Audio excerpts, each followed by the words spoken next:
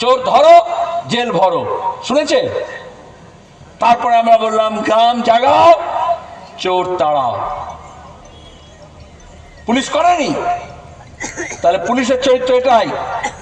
কালকে যারা তৃণমূলের মস্তান গুন্ডা ধর্ষকদের পেছন পেছন দালালি করছিল, আজকে দাঁড়িয়ে রাতারাতি সে যদি বিজেপি আর ঝান্ডা নিয়ে নেয়, তাহলে তার পেছনে গিয়ে আবার দালালি করবে। এই জন্য উর্দিধারী পুলিশদেরও বলছি, পুলিশের মর্যাদা রাখুন, সংবিধানের মর্যাদা রাখুন, পুলিশ অ্যাক্ট মানুন, নিয়ম মেনে কাজ করুন।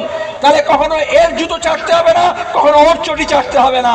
আপনাকে আপনি বুক ফুলিয়ে মাথা উঁচু করে নিয়ম মেনে আপনি কাজ করবেন। কারণ আজকে যাকে আপনি বলছেন রাজা মহারাজা, কালকে সে রাজা মহারাজা থাকবে না।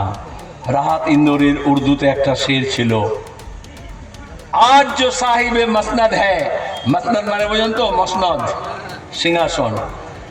আজ যে সাহেবকে দেখছেন সিংহাসনে বসে আছে, কাল ও नहीं रहेंगे। গণতন্ত্র মানে তো তাই। आज जो साहिब मसनद है, कल वो नहीं रहेंगे।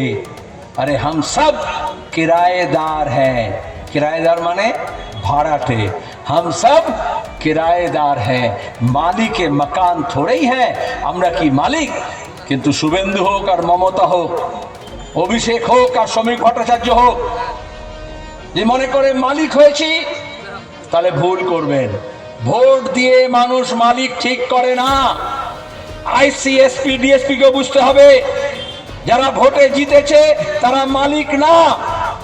মানুষ ভোট দিয়ে ম্যানেজার ঠিক করে, যে আগেরটা ঠিক মতো চালাচ্ছিল না, চুরি করছিল,